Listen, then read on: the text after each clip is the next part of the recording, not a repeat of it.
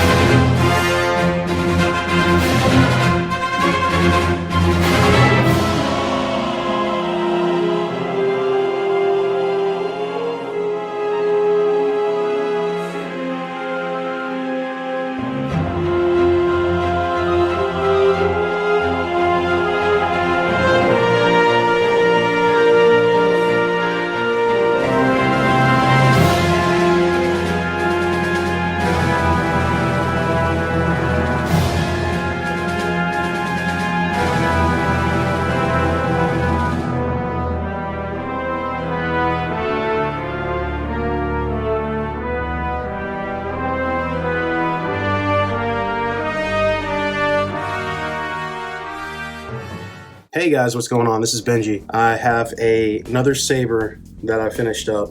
This one belongs to my good friend Zach over at Darth Raven's Nerd Nest. This one I've had for a long time. I've had this for many months actually. Now the reason why I didn't finish it a while ago was we wanted to hold off on it for a bit. We got some parts that we needed to replace, chassis I needed to design. When I first got this hilt, it was damaged and he wanted a repair for it. So in the teardown of the install, I was just like, hey man, I'm gonna redo the entire thing. The chassis setup, I redid the entire thing. We have static chassis now on both ends, and it's a much easier system to do. So I had to do a lot of cleanup. Took the soundboard that I could, switches and all that. I replaced everything, even the connectors too. I replaced because I'd used his when I had them out. They were sitting off to the side, and I used his for another build. And I was like, I'll just buy you new ones whenever the time comes to install. This is the Ultimate Works Sauvage. I believe it's Ultimate Works. If I'm wrong, I'm terrible. But what I did to it externally was I weathered it up. So when it came, it had some damage on the body. There were some scratches here and there. This claw was broken a little bit at the tip, so I just kind of like scuffed it up and whatnot. But I gave it a very minimal weathering job. This is very, very medium weathering, I guess. Because I know Zach likes his hilts shiny, but I was like, since it's already got some scratches, let's just give it a little bit of weathering so that way it looks used, and that makes sense. But it turned out really good. Spent a lot of time cleaning it up. Cleaning it up, weathering it, cleaning it up, weathering it, trying to get it all to look good. So what I'm gonna do is, this is a very big hilt, and I don't have two 1-inch blades really. So I have one tester blade we're gonna go ahead and play with. Let's go ahead and wake it up. This is usually I press them both at the same time, but I think I'm on different. I think this one has different boot ups. Hold up. You execute a sin like crossing me, clone. All right, never mind. Let's go ahead and. Sound menu. I am Brianna. I am the Taranolato. I'm gonna go ahead and put it on the Sauvage sound font. Sound menu. I am Brianna. I am the Taranolato. All right, so now they're both on Sauvage. This speaker is going out, I've got a replacement thanks to Albert. I'll talk about that when I open the Saber up. But I'm going to show you real quick when she's on. So I press them both at the same time, but you can obviously one and the other. Sound is a little muffled because of the sound venting. It's hidden sound venting in these little holes underneath, right there. So this is a nasty sounding sound font too.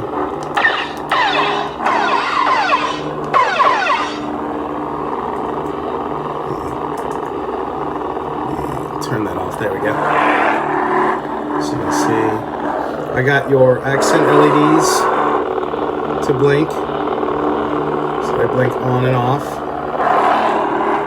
So on that side.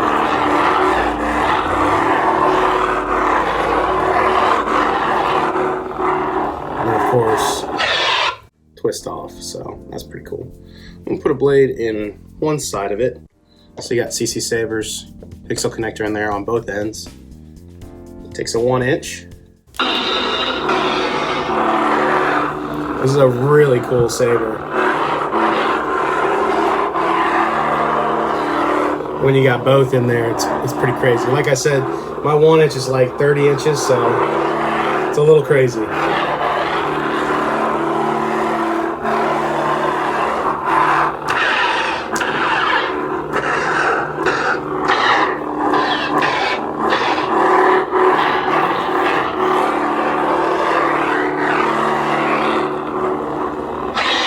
Sounds pretty good though. Let's go ahead and go to a less aggressive font. Sound menu. Well, here's the other Sauvage. So you do it that one, and then you flip it over, and then Sound menu. now you got both of them, and then you can.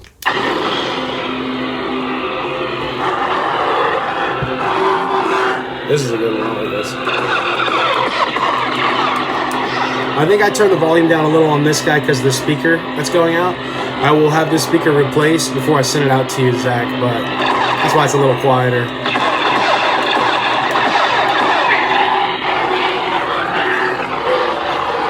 This thing's a beast to swing around.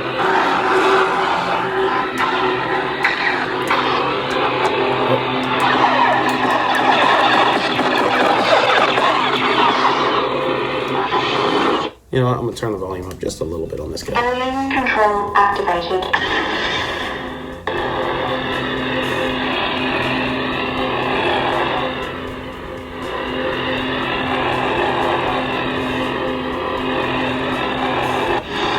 Volume adjusted. I'll go to there.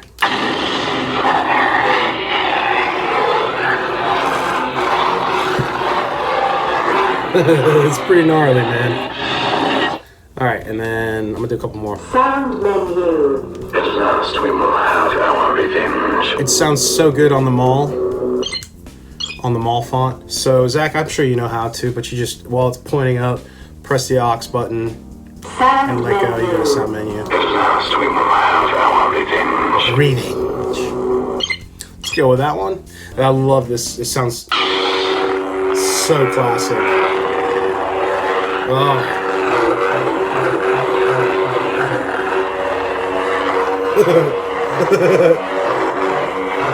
It was a little ridiculous to swing around. I don't know how I would demo this with 2 blades.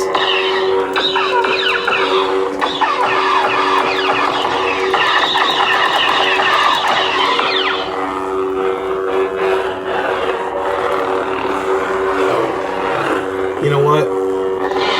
I'm doing it. We're gonna try and do it. Oh my god. Again, I don't have a long blade. But that is super cool. This is the first double-bladed saber I've ever done.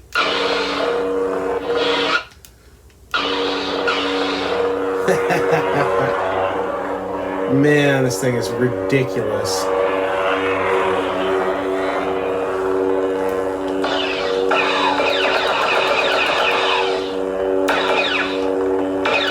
I'm trying to get that lock up. Hold up.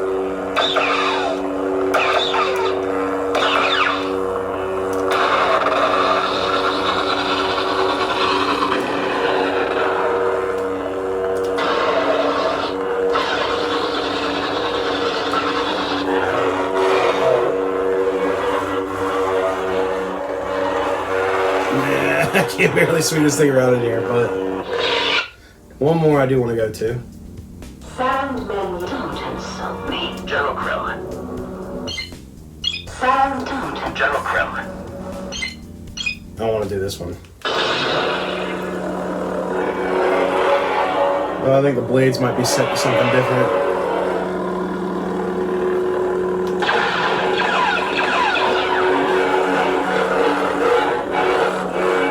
I love the power down on this. Oh, it's so good. Yeah, that one's got a different Preon or blade going. Looks real good though. All right, that's a little ridiculous. Oh man, but it's cool. I have a double-bladed scrap build that I really need to finish someday, but I got to get another 1-inch blade to the right size. So, Zach, I know you got 2. So you'll be good. There you go for the blade demo. Not exactly the easiest things to show off. If you were outside with this thing, with your 2 blades, do it a little dance. So back to the operations. So this guy right here, these I had to clean up a lot. There was a lot of hot glue in the inside on the previous install, and I had to clean that up, and the threads are kind of hard to clean up in there, but now you're real smooth. It's all greased down, you know. So you get to a certain point, and it doesn't take much, but you get to a certain point when you unthread it, you'll feel it, and then you just pull this off right here. So I'm gonna put my gasket restraint in there to close these off so you get better sound venting. I just hadn't done that yet. I was very, very happy with the chassis design on this. I had a lot of fun designing this one. I did it a couple months ago, like I said, but it just turned out really a Sith and aggressive-ish look to it, which was what I was aiming for. I put a red capuchon, up in there for him, which I thought was just really nice. And then you got your Golden Harvest Phase 4 board. Now this one, when I got it, the install, you had a purple board on one side and a black board on the other side. And Jeremy, CCsabers, sent over a brand new, guys, I was gonna buy one for you so you can have matching color boards. I was gonna buy you one, but Jeremy was like, yo, let me contribute to Zach's rebuild, and I have a Golden Harvest Phase 4 black board that I'm not going to use, so he sent it my way, and we put it in there for him. So again, you got, just take, I mean, it's so smooth, man, it's so satisfying. I work so much on cleaning up these threads and getting this thing working, but once you get to a certain point, you can feel it, and you just plop it off. And you got 2 matching boards, or the same color now, matching chassis, same paint job, and everything. Same capuchon garnet type jewel. But I love the way these chassis turned out. Now in hindsight, like I said to you, Zach, was if I would have made these shorter, the sound venting might have been a little bit better, just because they would have hit these holes back here. Instead, it like hits the middle holes and spreads it out. But if I would have had that there, then it'd been fine too. But that would have been one heck of a job of getting the battery under the board, because there's no room inside here. So I had to take the inside of this thing is a small channel. It gets small in there. And originally, the original install just had the switches built up by like foam and held the switches in there, and then a glued LED light to this guy right here. So what I did was I took the dimensions and I stepped them down so that way you can sit this in there, because this is the set screw, goes right into the chassis.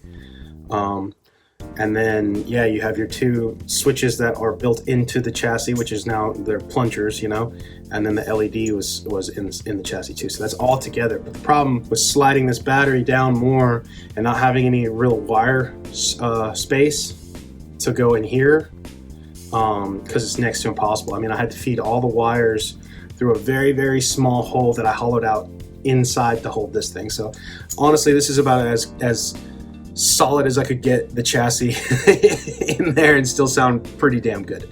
So I'm very, very proud of this build. This was challenging for sure to get this part all situated. So like, yeah, what I did was I had to nub, there's nubs in there that catch the body. I don't know how well you guys can see those, but there's two little nubs. I had to make the perfect indention nubs on the chassis for it to basically lock and key in there. So all you do now, again, originally this had 24 millimeter speakers in it that weren't fully enclosed, and the chassis wasn't ideal.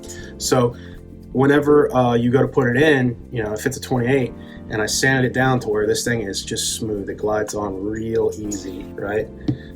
Battery, you know, if you have a sticker, which the sticker's ugly, I usually take my stickers off, but if you have a sticker, face it inside. Luck has smiled on you today, Captain. Boom, right? And then again, you just put this in, you got two little notches right there. Those have to line in to those that I was talking about. So you just kind of slide it in there, and you can line it up with these switches. So once you get this guy down, just kind of turn it right and left, and you'll feel that it's kind of locked in, and then you just lock it down. Very simple now, very, very easy. They're not nunchucks whenever you take it apart now, so that's a plus. And then yeah, you just take the other side, go ahead and put it in. I mean, look how simple that is. Man, I spent a lot of time making that fit like a glove. Should be really easy for you to operate, man, all around.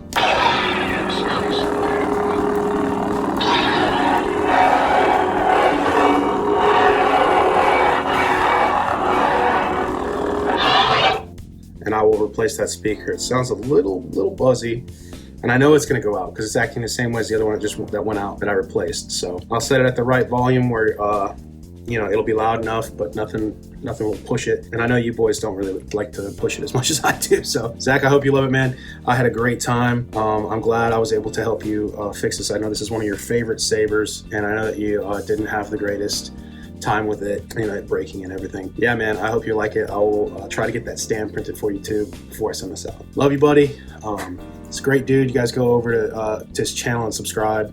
There's few people in this hobby that have channels to show off their lightsabers that are sincere, and they enjoy their lightsabers and they enjoy their time with them, and they, you know, and that's just sorely needed in this hobby. I feel like there's a lot of drama. It's kind of sad. I try to stay out of all that crap, and it just doesn't matter. If you're friends with somebody in this hobby, somebody doesn't like that person, then you're guilty by association, which is just sad, honestly. So like I was saying about Zach, I love his attitude. He's happy. He has a great time. He loves this stuff, and you can totally see it. So go check out his channel, subscribe, and if you want to enjoy lightsabers instead of hearing somebody bickering about them, definitely go over to his channel for a good time. Thank you guys so much, and until next video, may the force be with you. Stuck up, half-witted, scruffy-looking nerf herder. Scruffy looking.